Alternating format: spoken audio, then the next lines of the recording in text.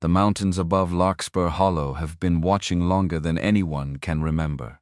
They watched when the valley was nothing. They watched when the first men came and decided it was something worth taking. They are watching now. It is October. The kind of October that comes to Montana with its mind already made up. A wagon rolls in off the high road. Dust rising behind it like something that doesn't want to let go. Below, a single street of raw lumber buildings. A crowd already gathered, already waiting. The way crowds gather when they have decided, before the thing arrives, what they think of it. At the saloon door, one man is not laughing. He is watching the wagon, not the woman stepping down from it, the land. The wagon came up out of the low country in the last light of a Thursday afternoon, dust trailing behind it like something reluctant to let go. Larkspur Hollow sat ahead in the October cold, a single street of raw lumber buildings arranged along the base of a valley that the mountains had spent 10,000 years deciding to keep. Small, contained, the kind of place that had opinions about strangers before the strangers finished arriving. Margaret Doyle watched it through the window glass and thought, this is it, this is the whole of it. No going back now. Except she had thought that before, on the train platform in Philadelphia when the whistle blew and the city pulled away behind her, like a sleeve being drawn off an arm. On the connecting line through Omaha, when the land went flat and strange, and the sky got so large it stopped feeling like weather and started feeling like a statement. Each time she'd believed she'd crossed the final threshold. Each time the country had produced another one further out. The driver called down that they'd be in within the quarter hour. Maggie straightened her collar, smoothed her traveling skirt with hands that would not stay still no matter how she ordered them to. Because that was the trouble with hands. They knew things before the thinking part of you caught up. The mule trace on the left side needed oiling. She had noticed this outside of Billings and had not stopped noticing it since. Small observations were what her mind did when it needed somewhere safe to stand while the rest of her figured out what it had agreed to. By the time the wagon rolled onto the main street, the crowd had already gathered. Not a large one, large enough. Men leaning against the porch rail outside the saloon, with the particular posture of men who have arranged themselves to look like they happen to be there.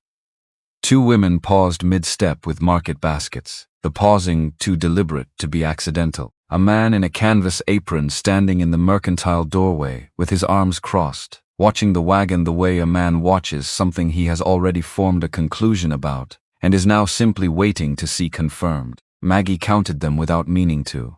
Old habit from years of walking into rooms that had decided things before she arrived. Assess the arrangement, understand the geometry, then decide where to stand. Someone laughed, low, aimed.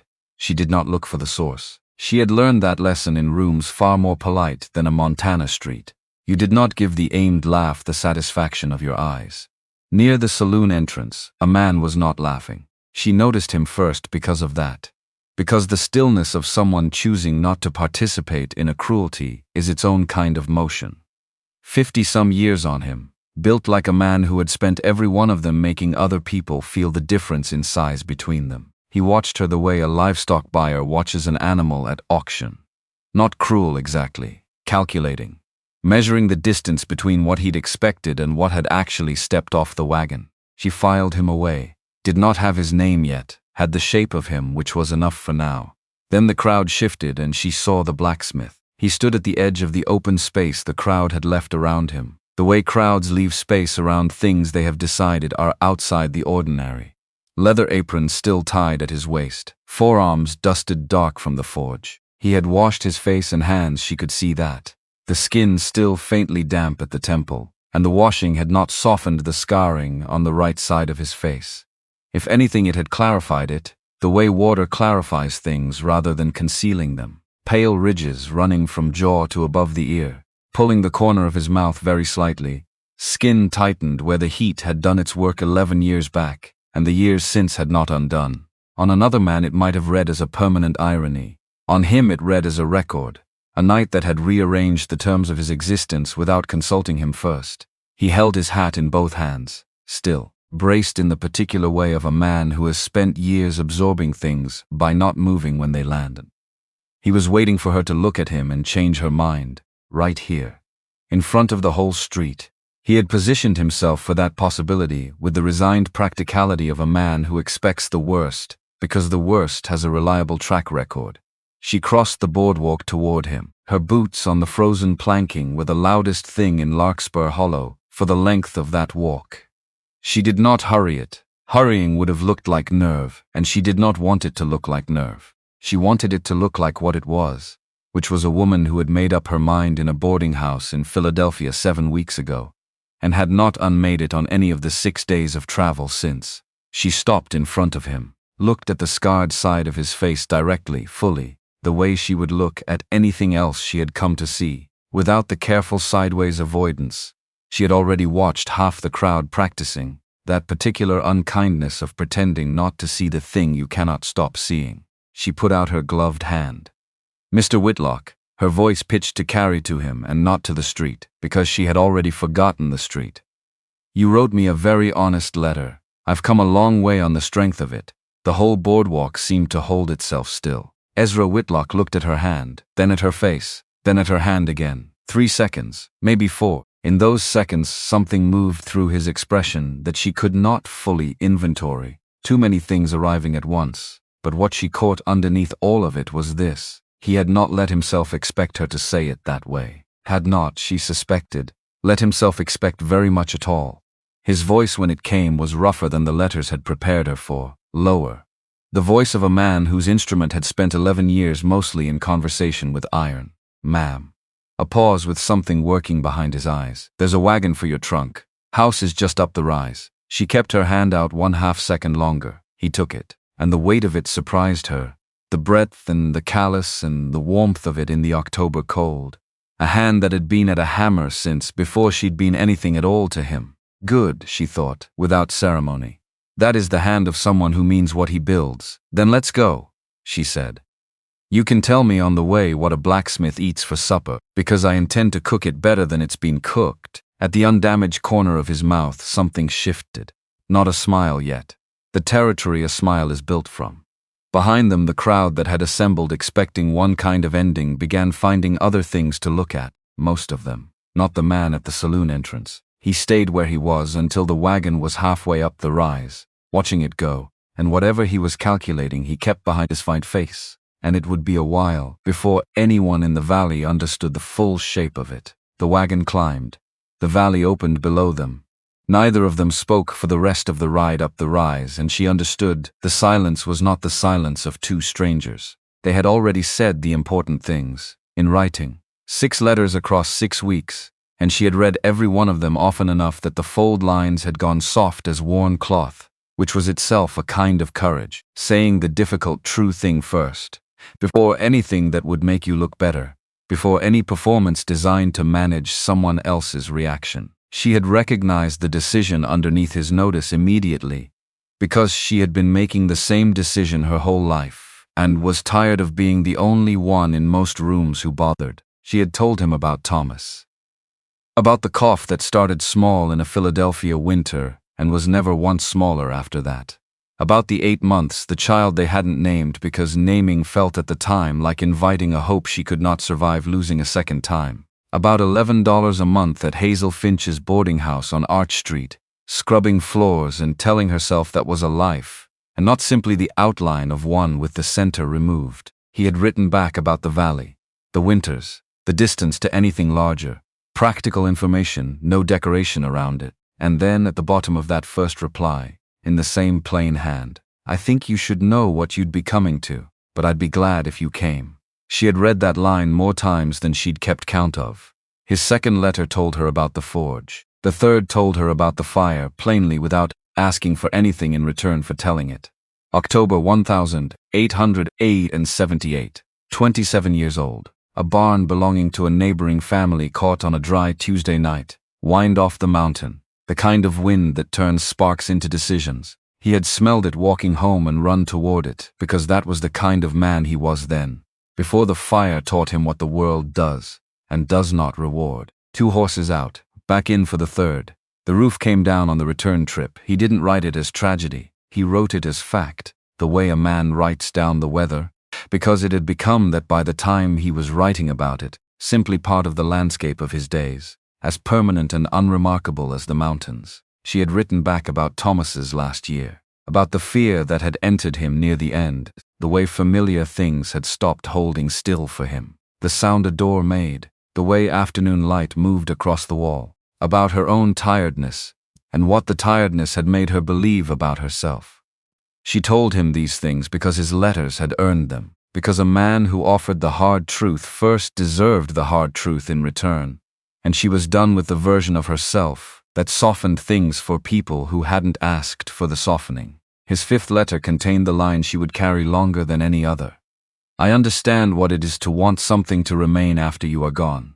I think about that too, not sympathy, not the performance of understanding. The real article offered plain without a bow around it. 4 words that told her more about who he was than the rest of the letter combined. She had booked her passage west the following week. The morning she left Philadelphia, she walked 1 block out of her way to the small churchyard on Callil Street, where Thomas was buried under a stone that said his name and his years and beloved husband, which he had been, simply and without theater, for 6 years. She crouched, put her palm flat against the stone.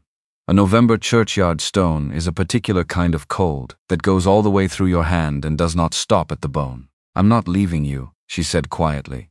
Her breath made a small cloud in the cold air. I'm going to find a reason to keep going past this. That's not the same thing. She stood, walked to the stage depot without looking back. The house at the top of the rise had 2 rooms and a swept floor and a canning jar of Indian paintbrush on the kitchen table. The vivid red-orange of mountain wildflowers, slightly wind-battered, picked that same morning she would learn later, before dawn, from a slope above the tree line, by hands that had cut themselves on the spined undersides of the stems in the dark.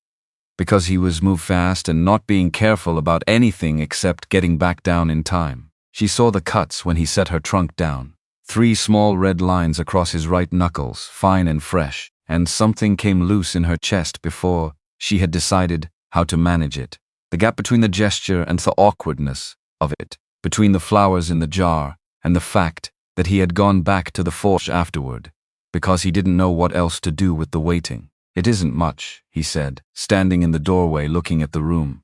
He said it the way a man looks at something he built and is now seeing for the first time through eyes that did not know it before.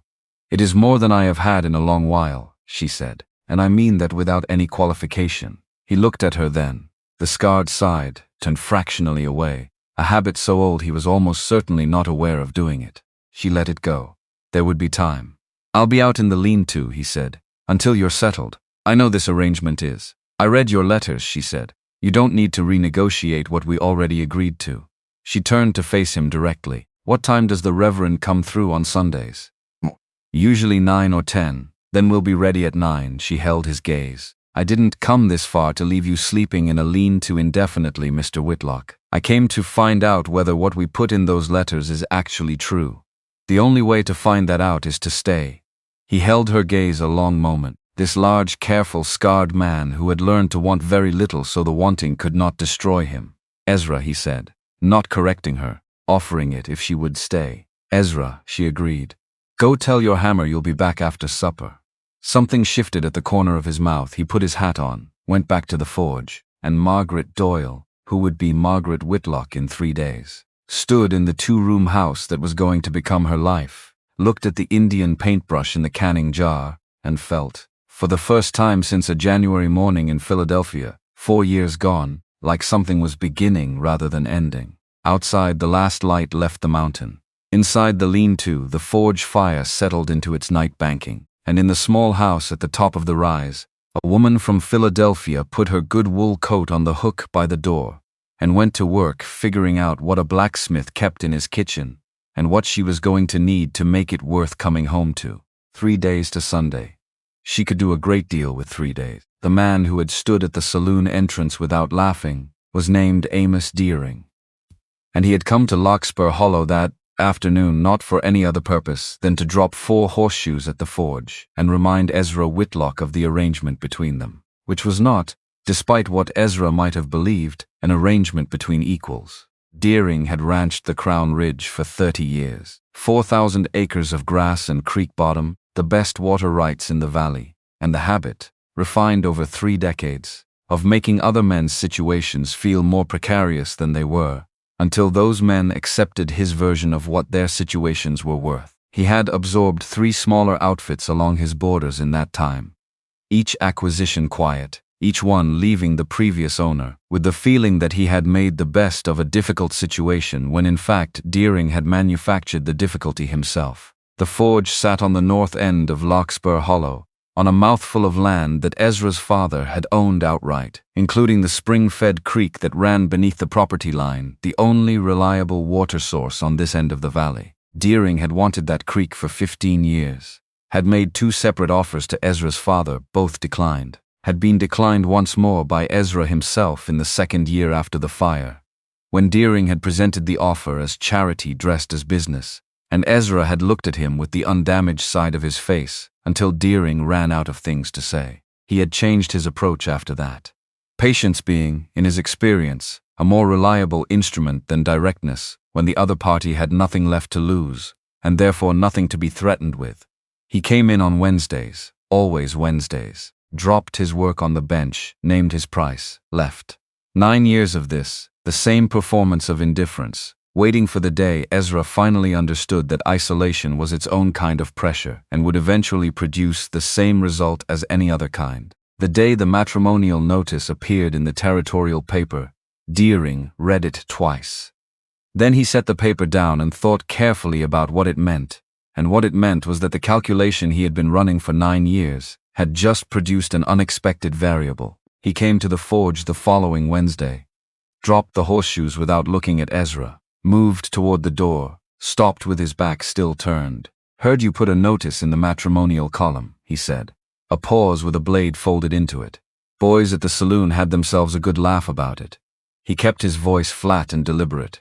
"I didn't laugh. He let that settle. Felt too sorry for you to laugh." He walked out. The door closed quietly behind him, because Deering was not a man who slammed doors.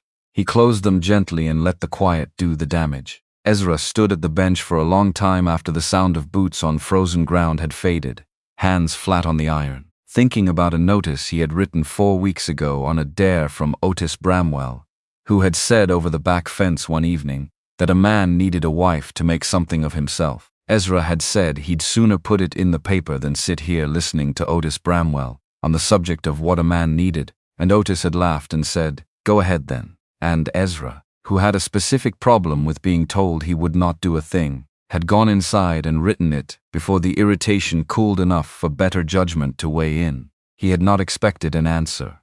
Someone had answered. He went to the corner where he kept the tin box with the deed to the land and the equipment receipts, and, at this moment, a letter written in a hand that slanted left and said what it meant without decoration. He did not open the box. Just put his hand on the lid for a moment.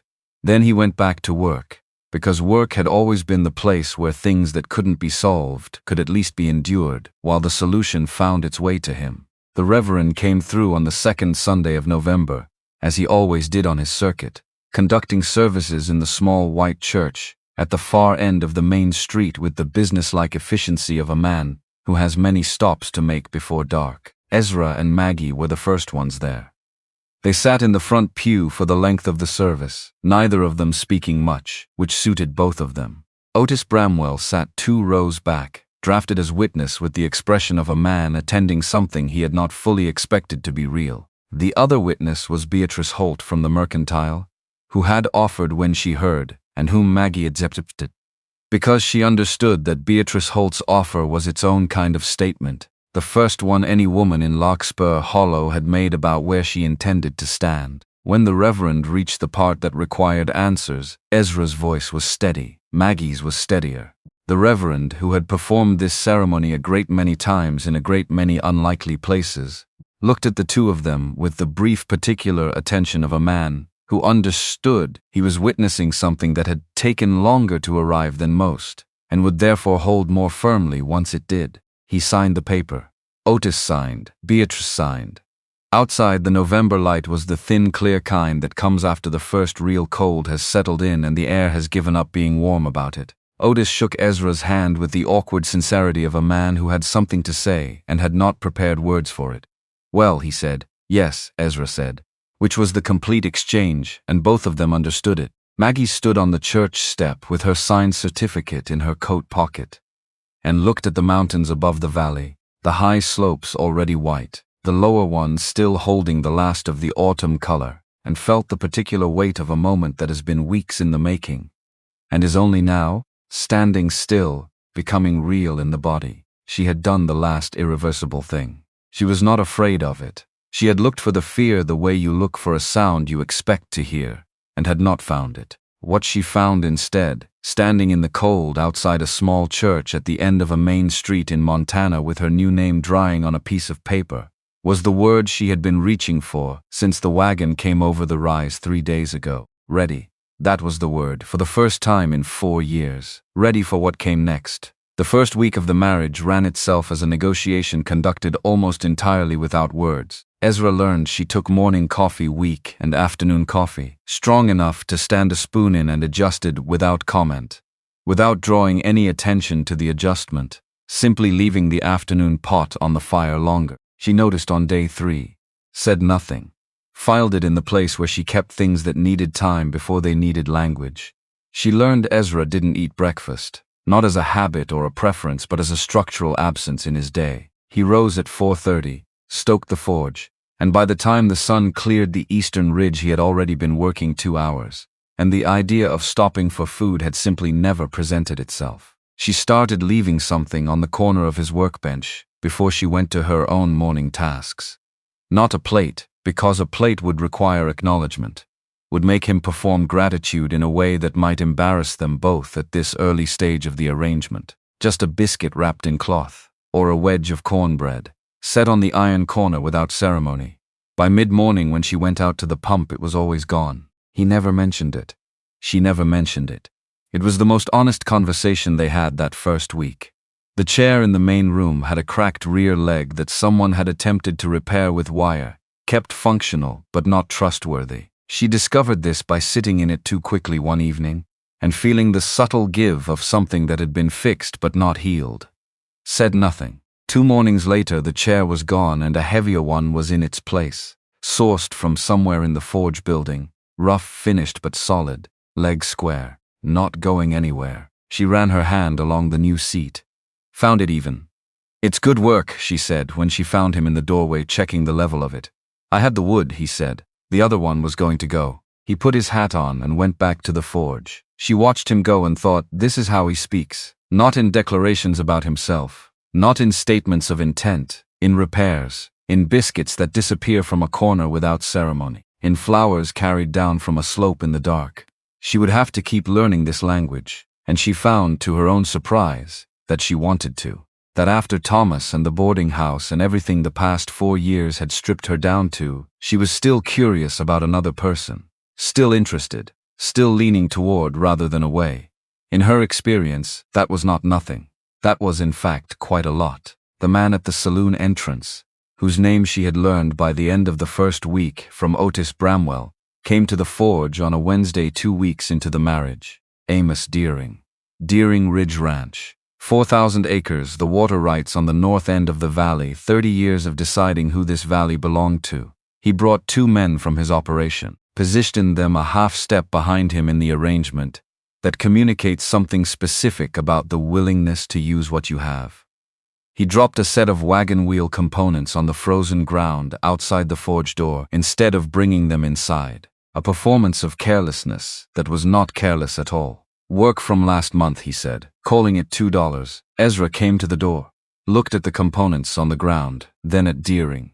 3 was what we agreed. 2 is what you're getting. Ezra's jaw held the specific stillness of a man deciding how much of what he feels to let into his voice. "Then you'll want to find another forge in 40 miles, he said. "We both know there isn't one." Deering looked past Ezra toward the house, the curtained windows, the thin smoke from the kitchen chimney. "Tell your wife to go back where she came from. Save yourself the trouble of what follows." Maggie was in the kitchen. She heard the carrying quality of a voice designed to be heard, and was already moving before she had decided to move. She came out onto the frozen ground between the house and the forge, and crossed it without hurrying, and stopped next to Ezra. Close enough that their shoulders were level, close enough that anyone watching understood the geometry of it. She did not look at the men behind Deering. She looked at Deering. "My husband," she said. and she pitched her voice to reach the open windows of the mercantile 20 yards off, because she understood this conversation was happening in public on purpose, and she intended to use it, was pulled from a burning barn, because he went back in for someone else's horses, while wiser men stood in the yard watching. She let that establish itself. That is how he came to carry what he carries. He has worn the proof of his own courage on his face every day for 11 years, in the open where anyone can see it, which means when you look at him, Mr. Deering, what you are looking at is what a man who runs toward a fire looks like. She paused. I'd like to know what the rest of us look like by comparison. The main street had gone quiet in the way streets go quiet when something real is happening on them. She was not finished. He has done your work at a fair price for 9 years. $3 is the fair price. You can pay $3 and take your wagon parts and go. Or you can stand here and explain to everyone on this street why 2 is somehow sufficient for 9 years of honest labor. I'd think carefully which of those conversations you want to be having in front of witnesses. Deering's face went the color of a man hit by something he did not see coming, running rapid calculations about his remaining options. The 2 men behind him studied the ground with the focused attention of men who would like to be somewhere else.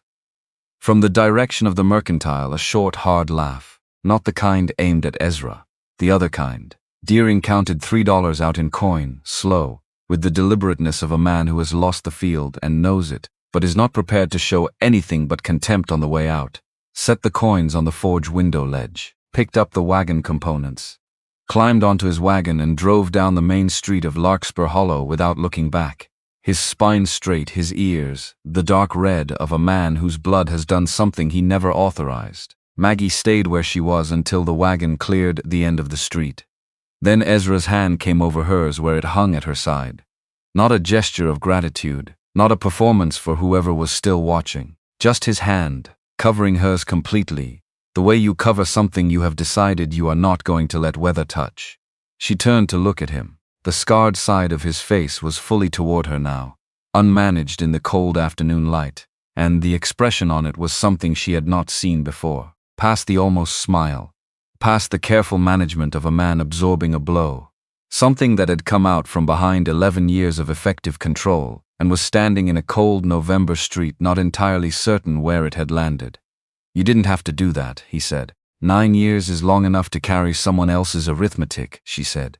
She turned her hand under his and held on, and they stood like that in the cold, in front of the forge, in front of whatever remained of the Wednesday audience, and the silence between them was not the silence of 2 people who had run out of things to say. Would you treat them with kindness?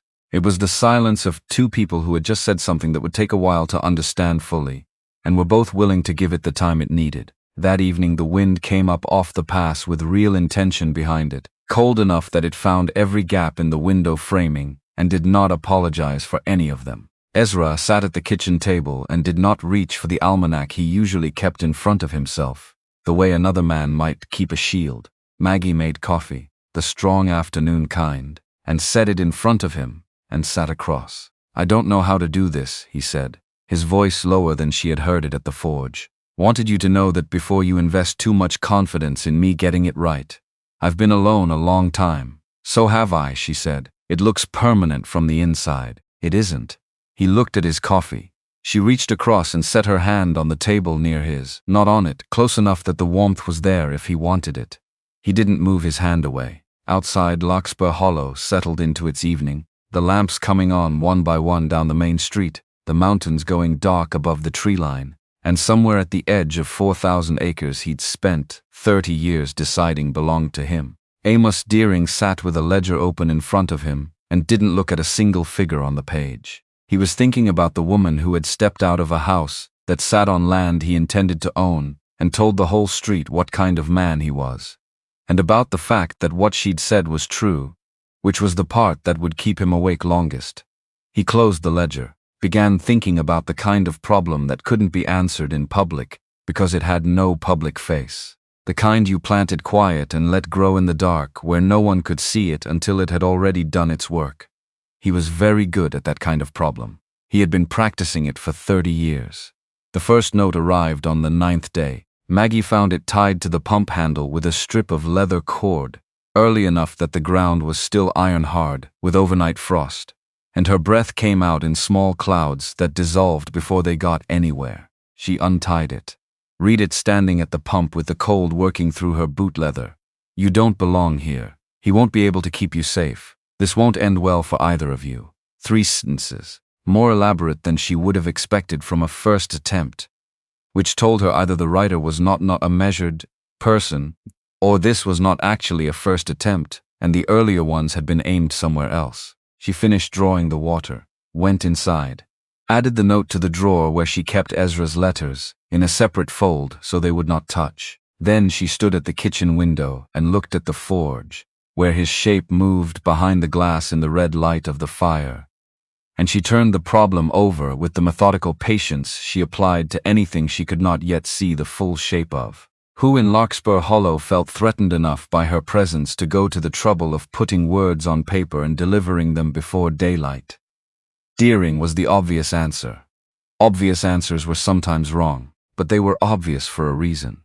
And she had been watching him since the boardwalk, on the afternoon she arrived, and there was something in the way he'd looked at Ezra that went past the ordinary contempt of a powerful man for someone he considered beneath him. It was personal, invested. The contempt of a man who had built a particular story about a particular person and did not want that story revised, because the story was doing useful work for him and revision would cost something. She did not tell Ezra, not because she doubted him, because she had learned, over 4 years of managing things alone, that there was a difference between burdening someone with a problem and bringing them a problem you understood. The first was just transfer of weight. The second was something you could work on together. She was not ready to bring this one yet. It did not have enough shape. She went back to the kitchen and started the bread. The second note came 8 days after the first, tucked into the frame of the front window between the glass and the wood. She found it when she was hanging the curtains she'd sewn from fabric bought at the mercantile, and it fell out of the frame onto the main room floor, and she picked it up and read it standing at the window with the curtain still half hung. A woman who came west on the stage because she had nowhere better to go is not a wife. She is just somewhere else to be. She stood with it a moment. Nowhere. An interesting word, revealing in the way that words chosen to wound you always reveal more about the map of the person swinging them than the territory they are swinging at. She had come from Philadelphia. Thomas was in Philadelphia. Hazel Finch was in Philadelphia. The narrow house in Kensington where she had grown up was in Philadelphia. None of that was nowhere by any measurement she recognized. She put the second note with the first, finished hanging the curtains, stepped back and checked they hung level. They did. She went to start supper. Otis Bramwell appeared at the back fence for the first time on a Thursday afternoon, 3 weeks after the wedding. Broad man. Carpenter's hands. The disposition of a person who processed the world mostly by saying things about it out loud, and who had never found much reason to change that approach, since it had served him adequately for 43 years. Mrs. Whitlock, he said, trying the name like a man testing new boots for fit. How are you finding Montana? She was at the pump and did not stop pumping. Cold, she said. Larger than I expected. More vertical. It's the mountains, he said, as though this were a diagnosis she'd been waiting for. I gathered that. He leaned on the fence rail and looked at the forge and then at the house and then at her. Ezra treating you right. She looked at him directly. He fixed the chair, she said. Leaves the afternoon coffee on longer than the morning coffee. She picked up the bucket. Climbed a mountain the morning I arrived to pick flowers that were already half dead by the time I got there. What does treating someone right look like to you, Mr. Bramwell? Otis opened his mouth, closed it, looked at a fence post with sudden interest. I laughed, he said when he put in the notice. I was one of the ones who laughed. He picked at a splinter in the rail. Wanted you to know I know that. She looked at him for a moment. Not a bad man, she decided. A man who had made the easier choice at the moment when a harder one was available, and who had enough conscience left to be uncomfortable about it afterward, which put him ahead of most. I appreciate you saying so, she said. He could use a neighbor who calls him by his name when they pass on the street. Otis nodded slowly. The nod of a man who has been handed something simple and is honest enough to admit he hasn't been doing it. I'll do that, he said. Good, she lifted the bucket. Come back Thursday if you want to argue about something. He doesn't argue much, but I've been told I do it adequately. Otis looked startled. Then something in him reorganized into something more comfortable with itself. Thursday, he said. The rain came in the third week of November. Not the soft kind that clears by afternoon, but the hard, sustained kind that rolled in off the passes with intentions. It drummed the forge roof and turned the main street into a channel of brown water and kept the valley indoors. Ezra worked through it anyway. Maggie cooked and mended and wrote a letter to Hazel Finch that described the house and the valley and the cold and Beatrice Holt's mercantile prices, and did not mention notes tied to pump handles or the particular way Amos Deering had looked at the wagon going up the rise. Hazel would only worry from 2,000 miles off with nothing she could do about it. And worry that cannot act is just wait with nowhere to land. In the late afternoon, with the light going gray and the rain, finding a lower and more committed register, Maggie was sitting at the window with her afternoon coffee when Ezra came in from the forge. He stopped in the doorway and did what she had already learned to look for. That brief recalibration, the small pause of a man still not fully accustomed to walking into a room and finding someone already in it. Then he washed his hands at the basin and got a cup and sat at the table. He did not reach for the almanac. This was a departure, Henry, she said, without preamble, because some conversations do not announce themselves in advance. They simply arrive when the conditions are finally right and your mouth knows it before your planning does. He was sick 3 years before he died, she said. The last year was the one that changed things. By the end, he was frightened of things he'd never been frightened of before. Small things, the sound the door made, the way light changed on the wall in the afternoon. I didn't understand it then. I think now it was because he could feel everything becoming less certain, and things that had always held were starting to shift under him. Ezra did not fill the pauses, did not reach for comfort phrases. He waited in the particular way she was learning to recognize, not passive but actively present, holding space for whatever came next without trying to manage what shape it took. I told myself I was patient with him, she said. I was mostly, but I was also tired, and the tiredness made me feel like a bad person, which made the tiredness worse. It's a very efficient way to take yourself apart piece by piece. She looked at the rain on the glass. I'm telling you this because I think you should know the real account, not the version I would give someone I was trying to impress. Ezra turned his cup once on the table. How did you decide I wasn't someone you were trying to impress? Your letters, she said. You told me the difficult things before the useful things, before anything that would make you look better. She met his eyes. I wanted to do the same. He was quiet in the way that meant he was not finished, not retreating into silence but working towards something. Rebecca, he said. He said it the way you say something you have been carrying a long time and have decided carefully to set down.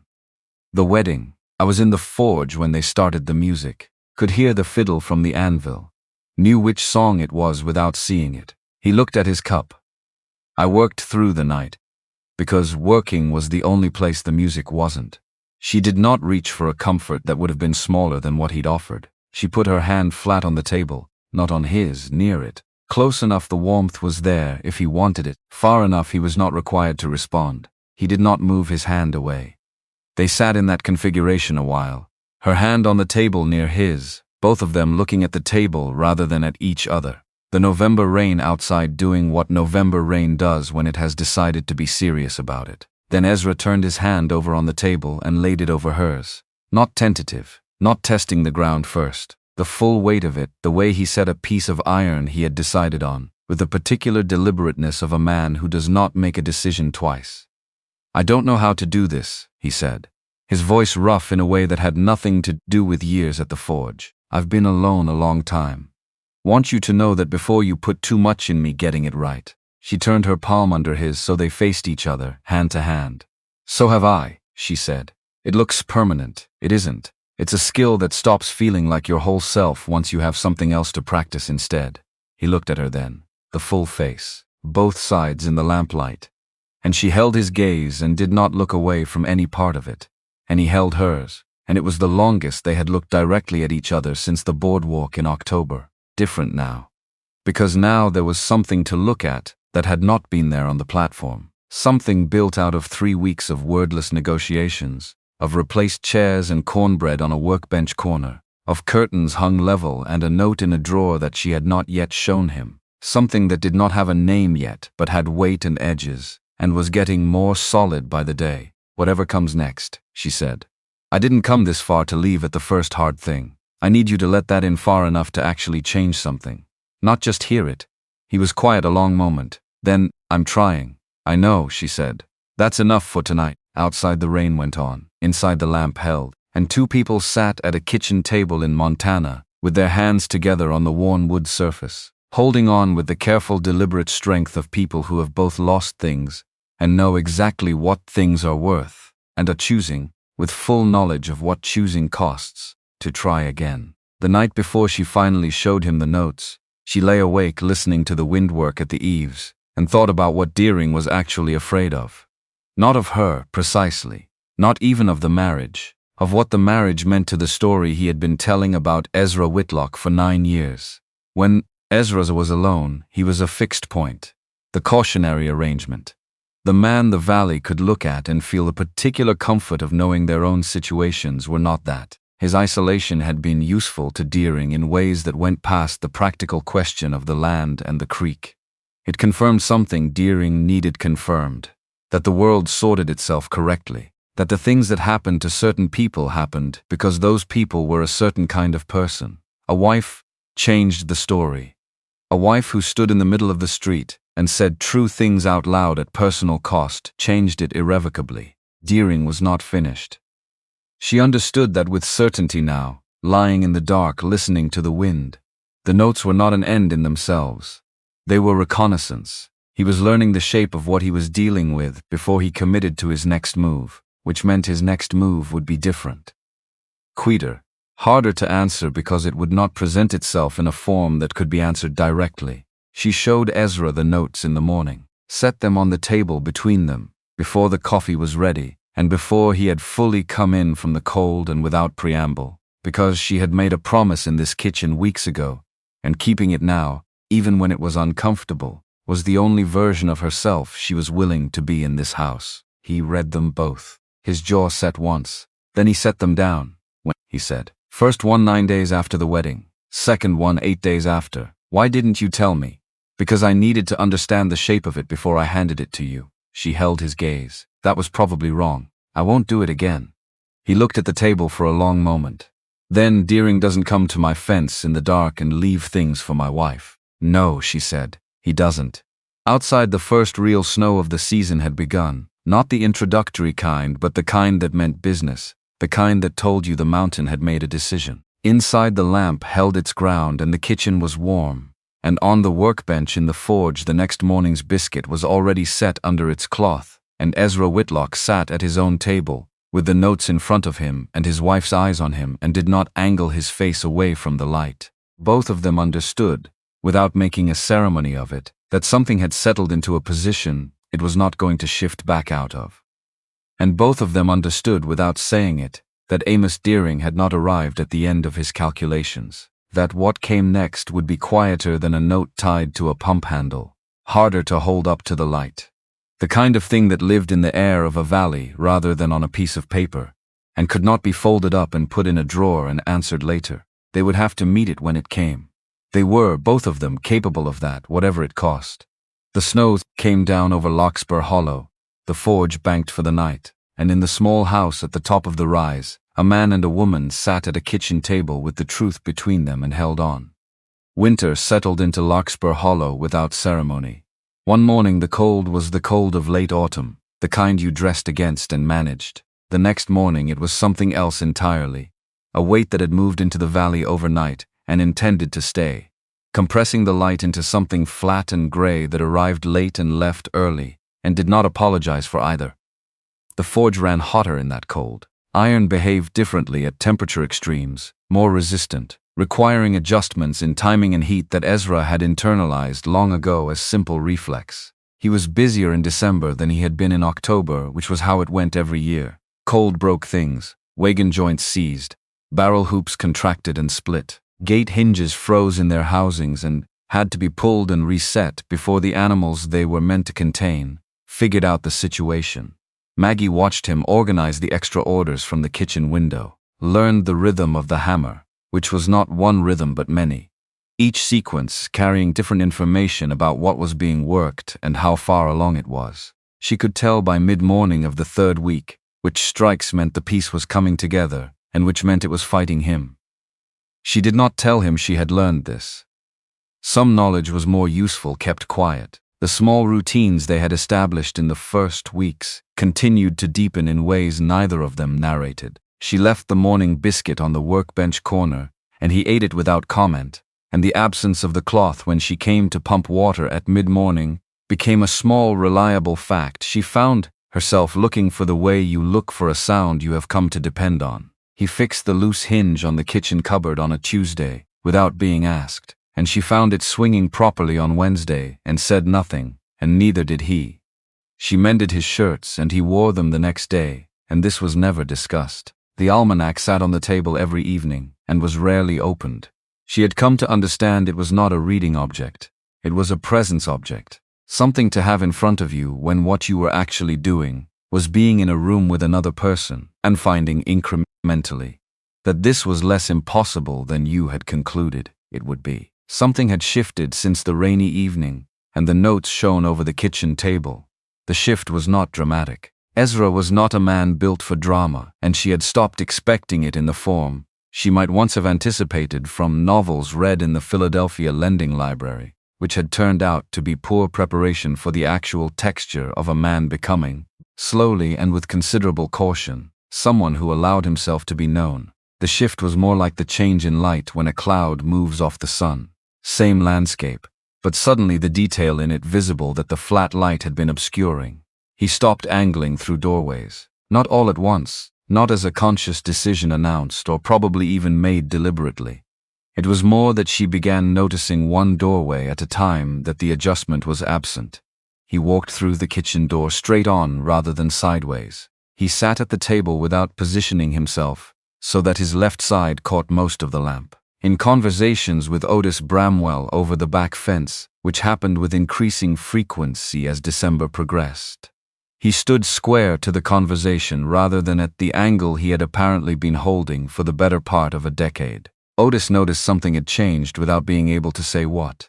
He simply started coming around the fence more often, and found more things to disagree with Ezra about, which was the primary form their friendship took, and which both of them seemed to find adequate. Maggie found it more than adequate. She found it on the evenings when the two of them went back and forth about cattle feed prices or the comparative merits of different stove designs, with the comfortable mutual disagreement of men who have been ignoring each other at close range for years and have just discovered they have a great deal to say, something she had not expected to feel watching two middle-aged men argue about practical things across a fence in the dark. Grateful, not on her own behalf, on Ezra's, because this was what 11 years without ordinary human friction looked like when it started coming back. Not grand, not announced, just a man talking over a fence about things that didn't particularly matter.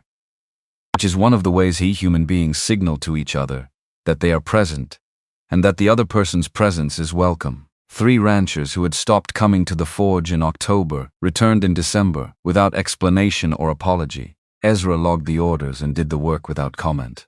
Maggie noted the return and did not remark on it, though she observed that all 3 operations shared at least one fence line with Deering Ridge, and that their reappearance coincided with the first freeze that made the road to Billings impassable until spring. She noted it and let it mean what it meant, because not every return was a change of heart. Some returns were just arithmetic.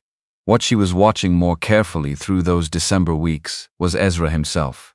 And what she saw, slowly and without announcement, was a man revising a map he had been consulting for 11 years. On a Wednesday evening 2 weeks before Christmas, she was mending a shirt she'd found at the bottom of the linen chest, worn thin at both elbows but otherwise worth saving, when she looked up and found him watching her. Not furtive exactly, tentative. The way a man watches something he isn't certain will still be there if he looks away. She kept her eyes on the mending. Let him look. Filed the observation in the place where she kept things that needed time before they needed language. He did this 3 more times, in the next 15 minutes. Quick sideways glances he pulled back each time, before they could become something he'd have to acknowledge. She let him think she hadn't noticed. She had learned that too in the first weeks. Ezra's way of watching was not intrusive. It was tentative in the specific way of a man checking repeatedly, and without being able to stop himself, whether something good was still real. He was learning whether she stayed. She kept mending until the shirt was done. Then she folded it, set it on the chair, and looked up and met his eyes directly. He looked back, the scarred side of his face in the lamplight, not angled away. "The shirt was worth saving," she said. "I know," he said. Pause, "I didn't know where to put it. Bottom of the linen chest wasn't the right answer." "No," he agreed. "It wasn't." She took the shirt to the hook by the door. He went back to not reading the almanac, but the watching continued after that. And it was less careful about concealing itself, and that was sufficient for a December evening in the second month of a marriage between two people who had already told each other the most important things in writing, and were now in the slow process of finding out whether those things held up in rooms, which they did, day by day, room by room. The fire came on a night in the second week of December, not the forge fire. That one Ezra checked twice before bed the way another man checks a lock, with the particular attention of someone who has learned the hard way what fire left unattended becomes. This one started at the north fence line. Maggie smelled it before she heard anything. Smoke has a smell that bypasses the thinking part of the brain entirely, and goes straight to the older part, the part that does not reason but simply responds, and she was out of bed and at the window before she had formed a conscious thought about why. Orange light at the base of the fence. Low, moon. Ezra. He was already awake, already pulling his boots on in the dark with the efficiency of a man whose body had made the decision before his mind caught up. Out the door into cold that arrived like a physical blow, and she was right behind him, grabbing a horse blanket off the hook because some part of her brain had decided a blanket was the useful thing and there was no time to argue with it. Two shapes at the fence line. Men, not from the town, not anyone she recognized, and one of them still held a torch with the remnant of flame smoking at the tip. Ezra did not call out a warning, did not ask questions. He crossed the yard with the cross-peen hammer he'd grabbed from the bench. The same hammer that had shaped two decades of horseshoes and plowblades. And there was something in the way he moved across that frozen ground that Maggie had not seen in him before. Not the careful stillness of the forge. Something older. Something the fire 11 years back had not managed to burn out of him after all. The first man swung at him. Ezra took the blow on his shoulder, did not stop moving, and the hammer came around in a short arc that caught the man's forearm and put him down in the frozen dirt, with a sound that traveled all the way to the house. The second man ran, just turned and went, boots on frozen ground, leaving his partner curled up, holding an arm that was not going to work correctly for a long while. Ezra stood over the one who remained, breathing hard, hammer at his side. "Who sent you?" The man looked up with the expression of someone who had badly miscalculated what kind of night this was going to be. Ezra crouched down, voice lower now, the low register she associated with things he meant completely. "I'm going to ask you one more time." The man's eyes moved past Ezra to the fire still working at the fence rail, small yet, not yet at the woodpile, but getting there if nobody acted. "Fire's spreading," the man said, as though this were an answer. Ezra looked back at the flames, made his calculation in half a second, left the man where he was and went for the fire instead, because the fence could become the woodpile, and the woodpile could become the lean-to, and the lean-to shared a wall with the forge. And the forge was 11 years of his life built one iron piece at a time. By the time Otis Bramwell came at a run from his place a half-mile off, roused by the smell carrying on the wind, the fire was mostly beaten down, shoveled dirt and wet sacking, and the focused fury of two people who understood exactly what they had almost lost. The man with the broken arm was gone, crawled off into the dark while everyone's attention was elsewhere. Maggie had not seen him go. Otis stood at the scorched fence rail with his lamp held up, looking at the damage. Who did this? Ezra looked at the long black mark along the rail where the fire had gotten as far as it was going to get. "Man ran off," he said. "Other one left with a broken arm from my hammer." Otis's jaw moved. "You know who sends men to a blacksmith's fence in December?" "I have a guess," Ezra said. Maggie stood in the cold with the horse blanket in her hands, now unnecessary, and felt something settle in her chest that was not fear and was not anger exactly. It was clarity, the specific clarity that comes when a thing you suspected becomes a thing you know.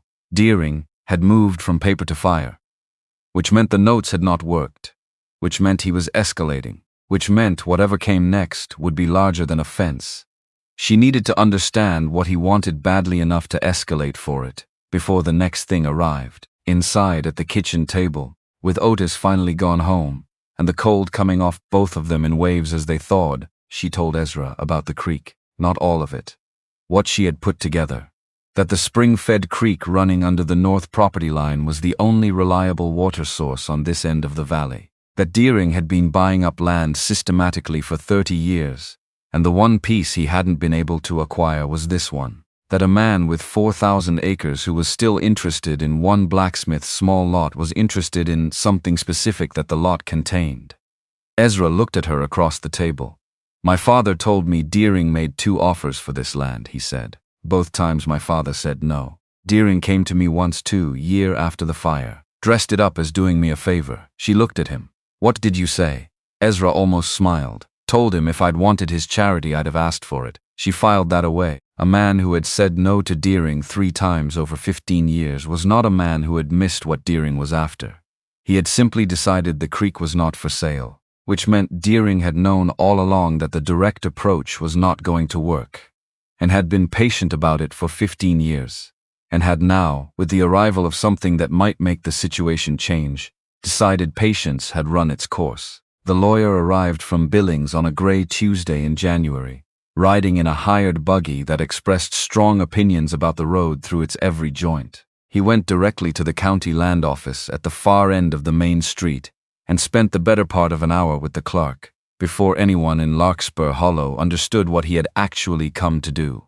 Otis brought the news up the rise that same afternoon, came through the gate with his hat in his hands in the way that told Ezra, before a word was spoken, that this was not a fence conversation. Deering's filed a claim with the circuit judge, Otis said.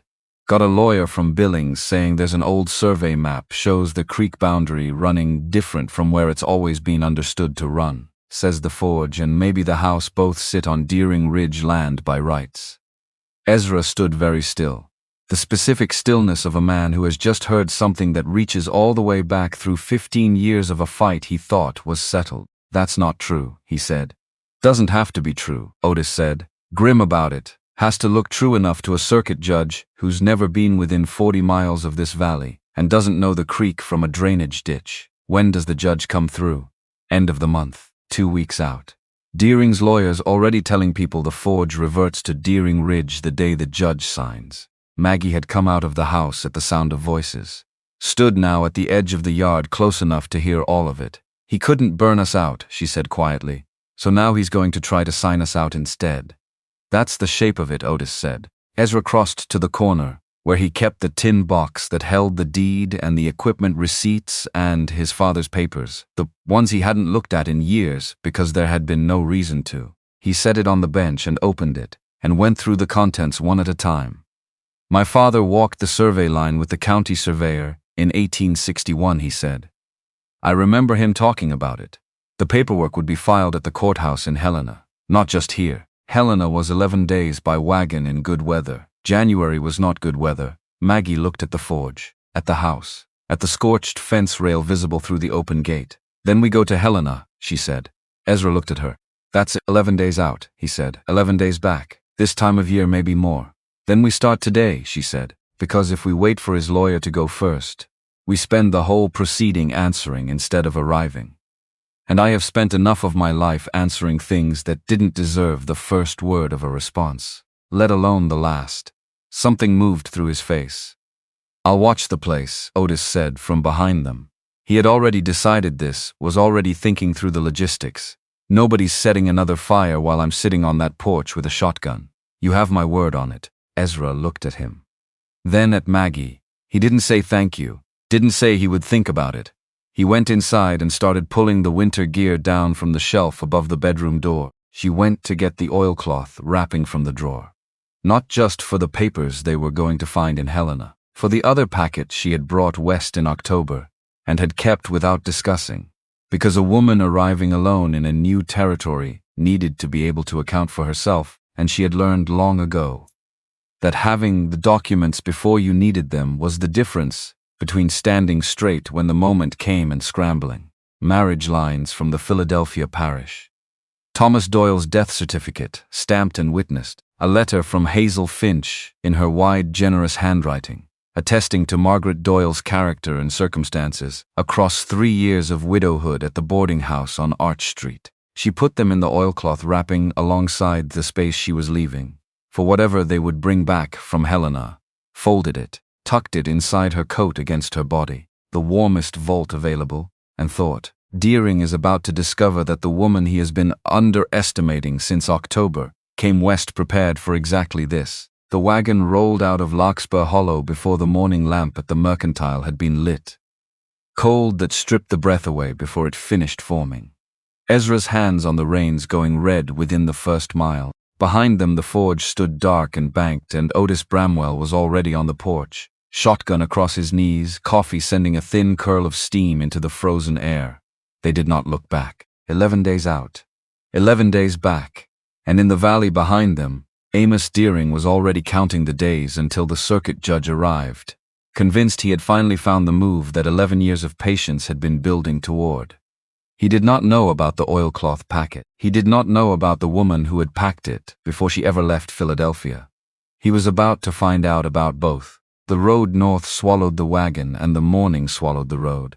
And by the time the sun cleared the eastern ridge, Larkspur Hollow had already disappeared behind the first long curve.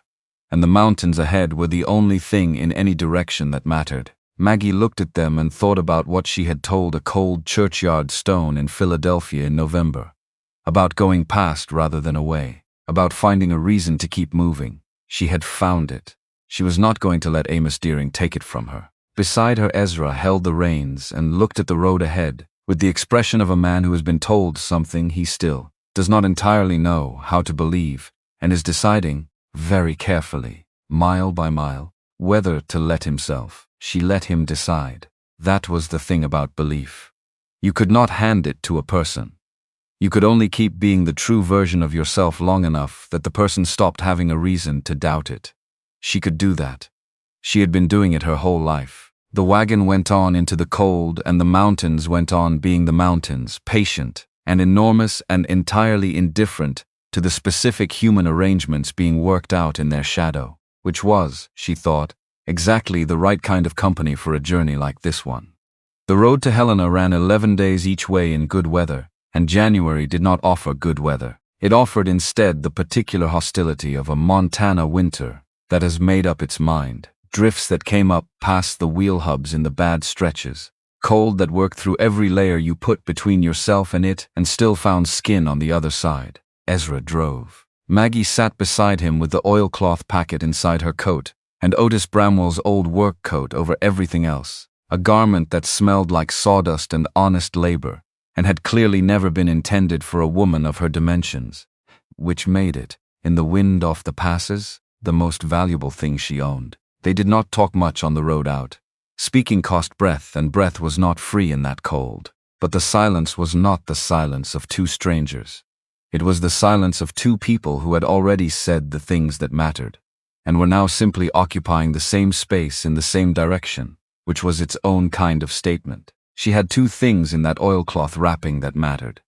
The first was the space she had left for Ezra's father's survey papers, which she intended to fill in Helena. The second was what she had already packed before leaving Larkspur Hollow, the documents she had carried west in October, without discussing them with anyone, because a woman arriving alone in a new territory, with a new marriage, needed to be able to account for herself, and she had learned, over 34 years of being a woman in circumstances that did not always favor her, that having the proof before you needed it was the difference between standing straight when the moment came and scrambling.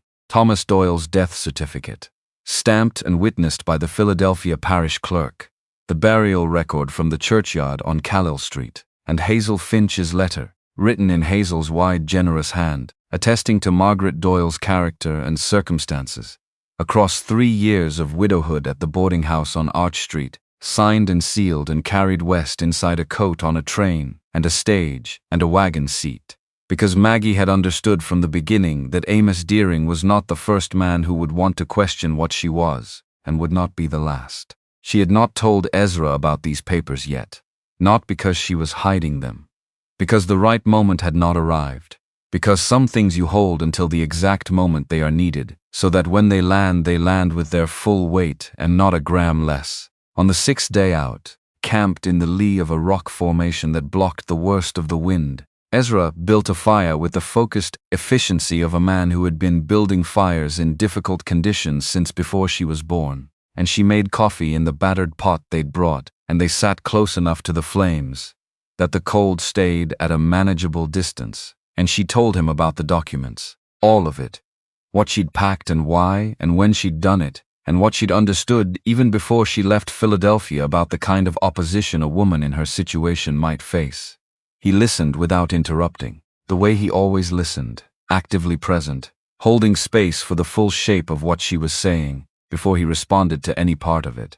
When she finished, he looked at the fire for a moment. "You brought proof of your own widowhood on a 6-day journey to marry a man you'd never met," he said. "Yes," she said, "because you thought someone might question it." "I thought it was possible," she said. "I didn't know about Deering specifically. I knew about the general category of person who looks at a woman in an unfamiliar situation and decides the most useful thing to do with her is doubt her." He was quiet. "I've met that category before," she said.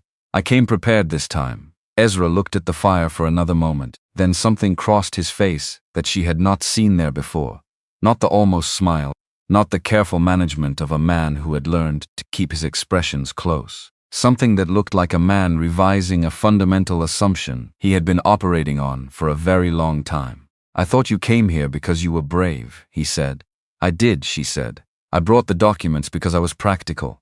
The two things are not mutually exclusive." He almost laughed. The sound came out rough and underused, like something that had not had sufficient reason to work in years and was only now remembering the motion. They reached Helena on the 11th day, the wagon grinding into the capital of the newly minted state of Montana on a morning so cold the horse's breath came in thick plumes, and the streets were nearly empty of anyone sensible enough to be indoors. The state courthouse sat at the top of a rise, gray stone, its proportions suggesting an institution that intended to outlast everyone who would ever file a complaint within it. Inside, it smelled like coal smoke and old paper and the accumulated weight of other people's disputes. A clerk with wire-rimmed spectacles and the patience of a man who had seen every variety of human emergency presented to him, as though it were unique, listened to Ezra's request, consulted a ledger, consulted a second ledger, disappeared into a back room for what felt considerably longer than the 20 minutes it probably was.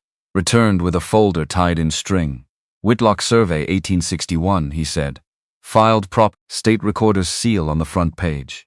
Ezra's hands were not entirely steady taking it. Maggie watched him open the folder on the counter and run his eyes down the first page, and watched the thing that had been wound tight in him since Otis Bramwell walked up the rise, with his hat in his hands, come loose by 1 full degree. "It's here," he said. "The whole line. My father's mark alongside the surveyor's." She leaned in and read it herself, because she had learned 4 years of managing things alone in a city that did not particularly care about her, that you did not trust a good thing until you had put your own eyes on it. The creek boundary ran exactly where Ezra had always understood it to run, 40 feet east of where Deering's Billings lawyer had claimed it sat. The forge was on Whitlock land, had always been on Whitlock land. The fabricated map was standing on nothing at all. "We need a certified copy," she said, "not the original. Leave the original in the vault where it belongs, where no one with sufficient funds can make it inconveniently disappear before the judge arrives." The clerk raised an eyebrow at that, but he made the copy. They started back the next morning. The road home felt different under the wheels. Going out, they had been chasing something uncertain. Coming back, they were carrying something solid, and the difference between those two states was not small. The oilcloth packet inside her coat was heavier now, or felt heavier, which amounted to the same thing. On the 4th day of the return trip, camped again in the last usable shelter, before the long open stretch, Ezra said something he had been working toward for several days. She could tell by the way he'd been quiet about it, the specific quality of his silences when he was building towards something real. "I want to ask you something," he said. She waited. "Why did you answer my notice?" he said. "The real reason, not the version you would tell someone to be polite about it." She looked at the fire. "Because you told the truth first," she said, "before anything useful. Before anything that would make you look better." You said you weren't a handsome man and would not claim otherwise. You said you bore the marks of a fire plainly where anyone could see. You said you would not promise more than you could deliver. Those are not the words of a man performing. Those are the words of a man who has decided that honesty is more important to him than outcome. She looked at him. I have been the only honest person in a great many rooms in my life, she said. It is a tiring way to live. When I read your notice, I thought, here is a man who might understand what that costs. And I was right, and that is the whole of it. He was quiet for long enough that the fire had time to settle and shift before he answered. I wrote the notice on a dare, he said. I know, she said. Otis told me. He looked at her. And you came anyway. The dare was what got it written, she said. What got it written was just circumstance. What was in it was you, and that is what I answered. They reached Larkspur Hollow on the 23rd day after leaving it. Rolled in on a late afternoon with the light going gold off the snow, and Otis Bramwell on the forge porch exactly where he had been when they left, shotgun across his knees, coffee in hand, as though he had simply been sitting there the entire time. He stood when he saw the wagon. Well, he said. We got it, Maggie said, climbing down. He let out a breath he had apparently been holding for 3 weeks. Good, he said, because Deering's been busy while you were gone. She had expected this. How busy? Otis told them. Deering had not been idle in their absence. He had visited each of the 3 ranchers whose operations bordered Deering Ridge. Individually, in the quiet, deliberate way, he did things he did not want witnessed all at once. He had told each of them, separately, that there were questions about whether Maggie's marriage to Ezra was lawful. That there was uncertainty, unresolved uncertainty, about whether she had been properly widowed before contracting a new union. That a marriage built on potentially false representation might not withstand scrutiny. He had not filed anything, had not gone to any official, had simply planted the question in 3 separate ears and stepped back, letting the valley's imagination tend the seed he had sown. So he has 2 arguments for the judge, Maggie said. The land and the marriage. That's what it looks like, Otis said. She looked at Ezra. He was looking at her with the particular expression she had come to associate with him, arriving at something he had not said yet. He can't sustain either one, she said. We have the survey. I have the marriage documents. Both of his arguments collapse the moment someone puts the actual evidence in front of a judge. Doesn't matter if the evidence never gets there, Otis said. It's going to get there, she said. I'm going to put it there myself. The next morning she went to find Nathaniel Reed. It took asking at 3 separate places before she found someone who knew the name. It was Beatrice Holt at the Mercantile who finally said it quietly, over the counter while weighing out Maggie's flour order, that there had been a man who'd left the Billings land office under unclear circumstances the previous summer and had been living since in the boarding house on the east side of town. Beatrice knew most of what passed through Larkspur Hollow because the Mercantile was where it passed through. And a woman who ran the Mercantile for 20 years developed a comprehensive picture of the valley, whether she intended to or not. Nathaniel Reed was in the common room of the boarding house with a cup of something that had gone cold while he wasn't paying attention. A narrow man with the particular posture of someone carrying something he hadn't found a good place to put down. Ink stains on his fingers that 11 years of land office work had put there deep enough that leaving the job hadn't removed them. She sat down across from him without being invited. He looked at her without surprise. She had the impression he had been expecting someone to come eventually. The only question had been who. You worked at the Billings land office, she said. 9 years and some months, he said. You left last summer. I was asked to leave in August, he said. There is a difference. She put both hands flat on the table. Before you left, she said, a man named Amos Deering paid you to draw a survey map showing a creek boundary at a location other than where the original 1861 filing placed it. He looked at his cold cup, did not confirm or deny, which was its own kind of answer. I need you to tell that to a circuit judge, she said. End of the month, town hall, in front of whoever comes. A long silence. What you're asking me to do, he said carefully, is stand up in a public proceeding and admit I falsified a legal document. Yes, she said. That's not a small thing to ask. No, it isn't. She held his gaze. But you have been sitting in this boarding house since August carrying something that has been getting heavier every week you've held it. I can see it. You can feel it. And the only thing that makes it lighter is putting it down in the right place. He turned the cup in his hands. Deering paid me in July, he said. Before I left, he came to me directly. Knew I needed the money. Knew I would not ask too many questions if the money was sufficient. She waited. He specified exactly where he wanted the line, Reed said. I drew it where he told me. I have the original instruction in his hand, with the measurements he specified, because I kept records of everything that came through that office. Habit. I kept it when I left because I understood, even then, that I might need it one day. She felt something ease in her chest. Will you bring that document to the town hall, she said. Will you stand up and say what you just told me? He was quiet for a moment that went on longer than she expected. Then yes, he said. I'll come. She came back the next day anyway, to make certain he hadn't changed his mind in the night. He was at the door of the boarding house when she arrived, coat already on. Still coming, he said. Good, she said. Grover Hale came to her. She did not have to find him. He appeared at the gate on a Saturday morning 9 days before the circuit judge was due.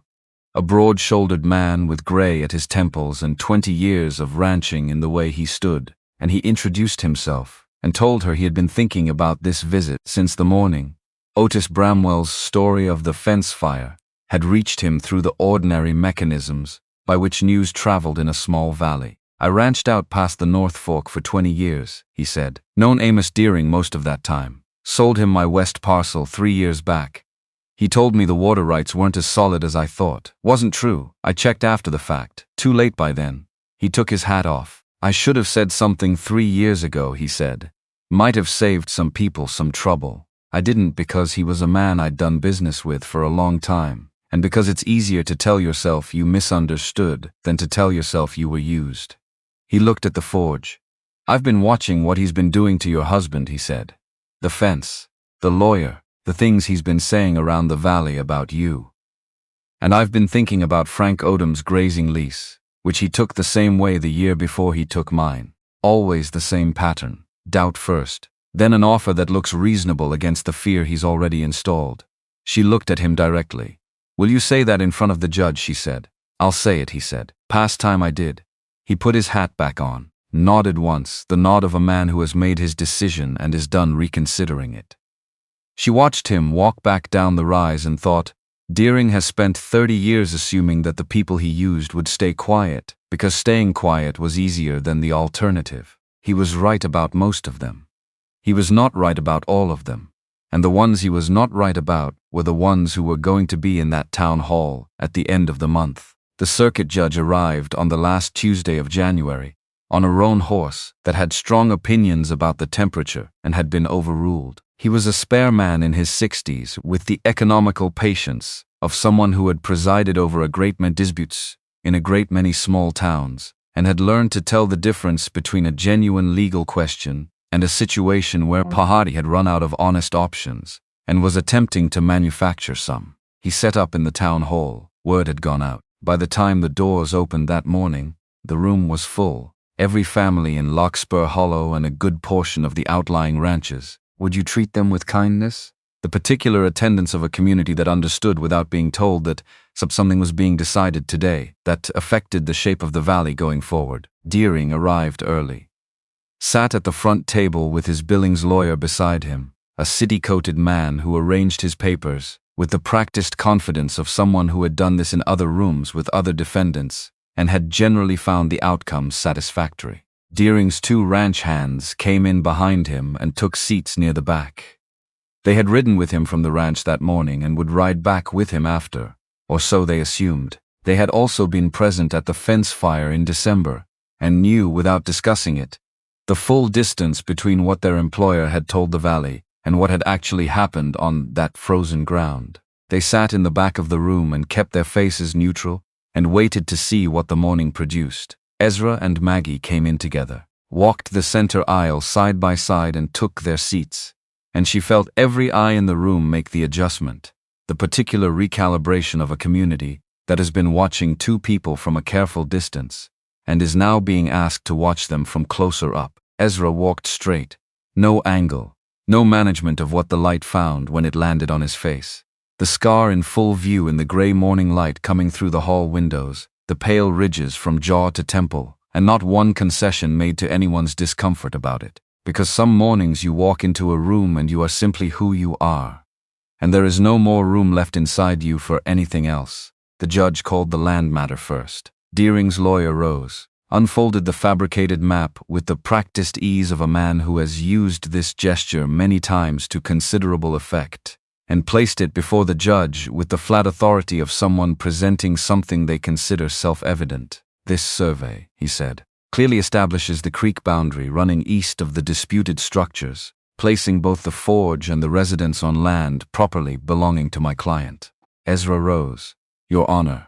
He carried the oilcloth packet to the clerk's table and unwrapped it with the care of a man who understood that what was inside had been worth 23 days on a January road. May I present the original county survey, filed with the state recorder in Helena in 1861, establishing the creek boundary 40 feet further east than the map council has just presented. The judge picked up both documents, held them side by side in the gray light, and read them as a man reads things when his reading actually matters, beginning to end, without hurrying. Council's map, he said at last, bears no state recorder's seal, no filing date, no witness signature I can verify against any state record. He set the Helena survey down separately. This document carries all three, filed and sealed in 61 by the county surveyor of record. He looked at Deering's lawyer. Where did this map come from? My client provided it, the lawyer said, with the first small fracture appearing in his practiced confidence, as a document he believed to accurately represent the original survey. The judge set the map down. I would like to hear from someone with direct knowledge of how this document was created, he said. Does anyone in this room have that knowledge? Near the back, a chair scraped. Nathaniel Reed stood. He was not a large man. He did not look like a man who was accustomed to standing up in public rooms and saying difficult things. Your Honor, my name is Nathaniel Reed. I worked for 9 years in the Billings Land Office before my position there ended in August of last year. In July, before I left, Amos Deering came to me directly and paid me $40 to draw a survey map showing the creek boundary at a location he specified, which was not the location established by the original filing. He reached into his coat and produced a folded paper. I have his written instructions in his own hand, with the measurements he specified. I kept them because I keep records of everything. I am prepared to swear to all of this before this court. The room moved, not in noise exactly. In the way a room moves when something has been confirmed that most of the people in it had suspected and had not been certain they were allowed to suspect. A collective shift, a recalibration, an adjustment of weight. Deering was on his feet. That is a paid lie, he said. From a man dismissed from his position for incompetence. I was dismissed in August, Reed said, his voice steady in a way that Maggie had not known it could be when she had sat across from him at the boarding house table. You paid me in July. The written instructions are dated. The dates do not support your version. The judge's gavel came down once. Mr. Deering, sit down. He sat. Ezra rose again. Your Honor, there is a second matter Mr. Deering has raised outside this courtroom. In private conversations with residents of this valley over the past several weeks, he has suggested that my marriage may not be lawful, that my wife may have misrepresented her situation before we were married. The judge looked at Maggie. She stood, because the only way through a thing like this was straight through it, without flinching, without asking anyone's permission to be believed, with the full weight of what she had been carrying since a January morning in Philadelphia 4 years ago and had learned, in the carrying, was not too heavy if you held it right. I have my husband's death certificate, she said. Thomas Doyle. Died January of 1886 in Philadelphia. She set it on the clerk's table. I have the parish burial record confirming the date and place. She set that beside it. I have a letter from Hazel Finch, who operated the boarding house where I lived, and worked for 3 years following my husband's death, attesting to my character and my circumstances during that time. She placed Hazel's letter last. I brought every one of these documents west with me in October, she said, because I understood that a woman arriving alone in a new territory with a new marriage should be able to account for herself fully and without hesitation. I did not bring them because I expected to need to lay them out in a courtroom to prove I am not lying about my own husband's grave. She looked at Deering directly. Mr. Deering has, in 2 months, attempted to burn my husband's fence, filed a land claim built on a document he paid a man to fabricate, and conducted a private campaign suggesting our marriage is fraudulent. He has done all of this because he wants the land this forge sits on, Because the spring-fed creek running under that property line is the only reliable water source on this end of the valley, and he has wanted control of it for 15 years. Not because he needs it. Because controlling it would mean controlling everyone in this valley who depends on it. She paused. That is the only thing this case has ever been about, she said. From 3 rows back, a chair scraped. Grover Hale stood, hat already in his hands, held in front of him with the gravity of a man presenting something he has thought carefully about. Your Honor, my name is Grover Hale. I have ranched out past the North Fork for 20 years. I called Amos Deering a friend for most of that time, and I sold him my west parcel 3 years ago because he told me my water rights weren't solid. That was not true. I discovered this after the sale. Before me, he did the same thing to the Carrigan outfit. After me, Frank Odom's grazing lease. He looked at Deering, not with anger, with the expression of a man who has arrived at the end of a long reckoning. I have stayed quiet about this because he was a man I considered a friend, he said, and because it is easier to tell yourself you misunderstood than to tell yourself you were used. I watched him do it once more. To a man who has worked honest in this valley for 11 years and never given anyone cause to think poorly of him. And I find I cannot sit in this room and stay quiet about it. He sat. The silence that followed was the kind Maggie would carry for the rest of her life. Not empty, full. Every person in that hall rearranging something they had believed was settled. The sound of a community revising itself. The judge ruled in under an hour. The Helena survey stood. The fabricated map was struck, with instructions for referral to the state prosecutor's office. The matter of the marriage, the judge noted, with the dry precision of a man who had seen this maneuver before and found it beneath his time, had no standing before his court, and he had no further comment on it, beyond suggesting that spreading unsubstantiated questions about a woman's marital history in a community where she was establishing herself reflected poorly on the character of whoever had done the spreading, and he would leave the valley to draw its own conclusions about who that was. Nobody looked at Deering. The hall emptied slowly. People lingering, talking in the clusters that form when something significant has just happened, and no one is quite ready to return to the ordinary. Beatrice Holt caught Maggie's eye across the room and said nothing, and her face said everything. Otis Bramwell appeared at Ezra's shoulder and put his hand there briefly, firm and without explanation, the contact of a man who means it, and then stepped away. Deering left first. His lawyer was already at the door ahead of him, in the efficient retreat of a man whose professional reputation does not benefit from close association with the losing side. Deering walked out without speaking to anyone, his face carrying the expression of a man who has just understood that the arithmetic he has been running for 30 years has produced a result he did not account for. Outside the hall, the cold hit clean and sharp. The kind of cold that comes after the storm has finished what it started. They were most of the way across the square when the figure stepped out from between 2 buildings on the far side. Deering, on foot, without his lawyer, without his hands. Just him and the cold and a pistol held loose at his side that had not been visible in the courtroom. Ezra stopped. Maggie stopped beside him. Because this was the part that plans did not reach. The part where a man who has lost everything he built in public decides that the only ledger left is a private one. You cost me this valley, Deering said, his voice without the carrying quality. Small now, personal, the voice of a man talking to himself who happens to have an audience. You cost yourself the valley, Ezra said, the same way you've been costing yourself things for 30 years. One dishonest move at a time. Deering's face moved. Should have sold when I came asking.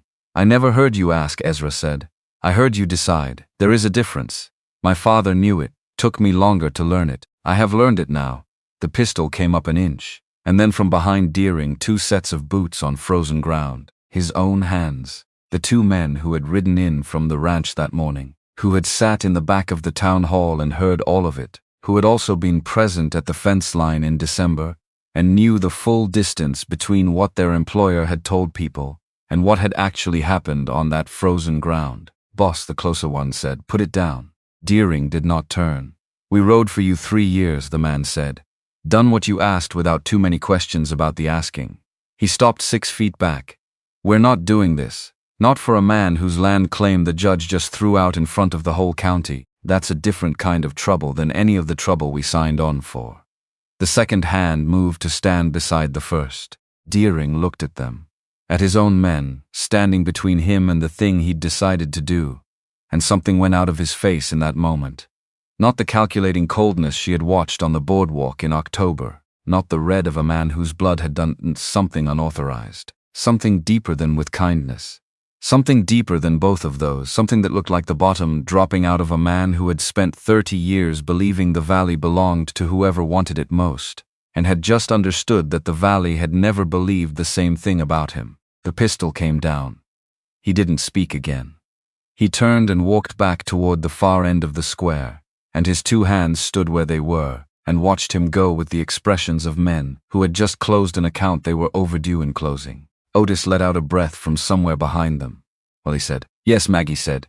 Ezra's hand found hers at her side, not covering it this time, taking it. Fingers through fingers, the way you hold something you have decided belongs to you and intend to keep. She turned to look at him, the scarred side of his face fully in the winter light, no angle, no management, no 11 years of practiced adjustment. Just his face, the whole of it, in the cold open air of a January afternoon, in a small Montana town that had just watched something be decided. You're all right, he said. Not quite a question. Better than all right, she said. And then, because the moment had arrived and she had known it would arrive here. And not somewhere else, in this cold. In this light, with the whole of Larkspur Hollow dispersing slowly around them, she put her free hand against her coat, just briefly, just once.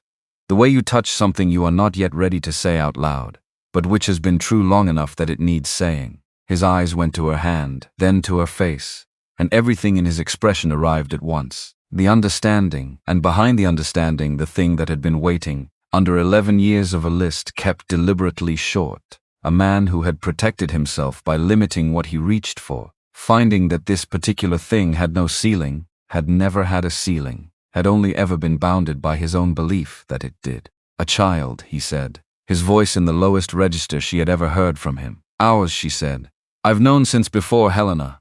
I wanted the land settled first, wanted this to come after the fight and not during it, wanted it to belong to a day that was already ours before I added it to the account. He looked at her for a long moment. The kind of long moment that has a great deal happening inside it that the outside does not fully show. Then the right side of his face, the side that carried the fire's record, did the thing she had been watching develop since October.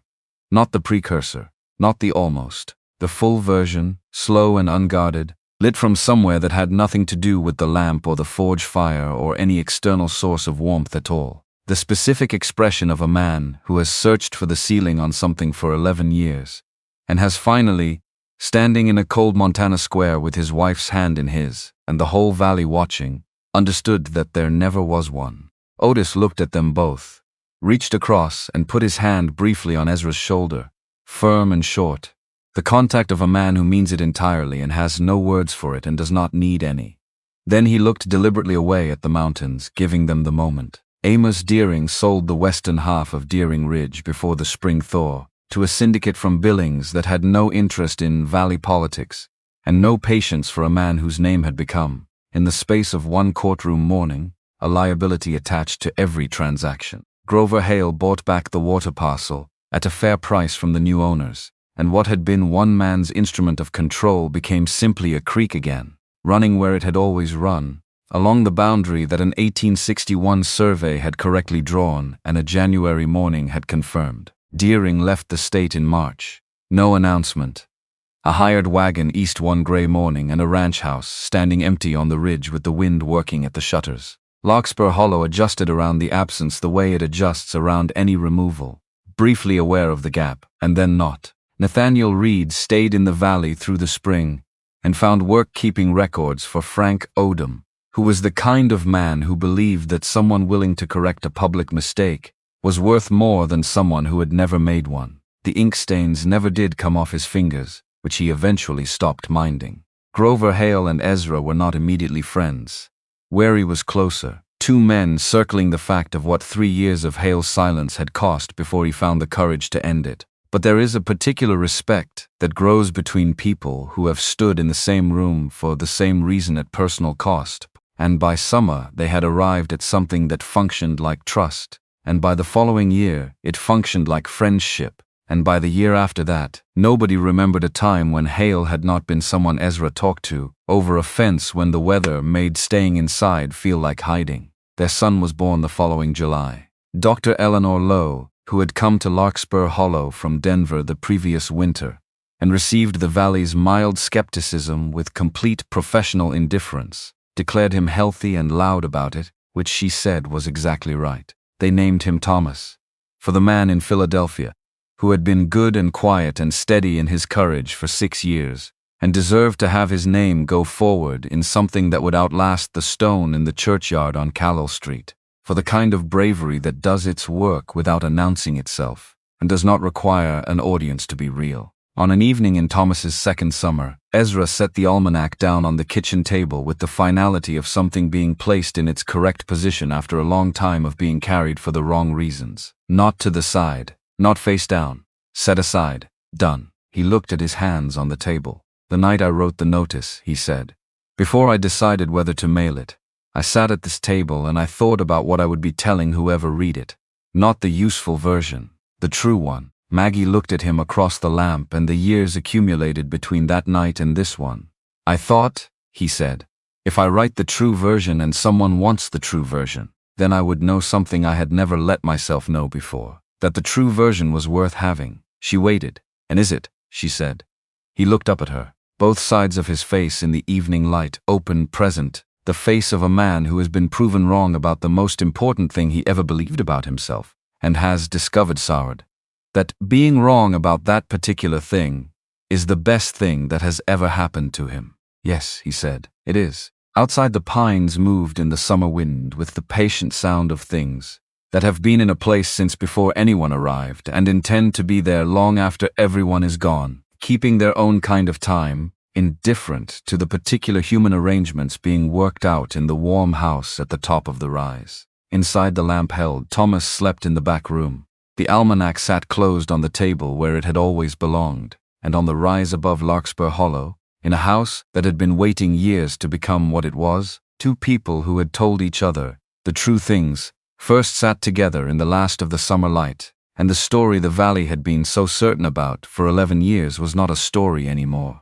It had become something else entirely, something that did not need a verdict to confirm it or a name to contain it, or any arrangement at all beyond the simple ongoing fact of it, which was that it was true, had always been moving toward being true, and was now simply, completely, without the faintest trace of a ceiling anywhere in sight. True, still happening, still.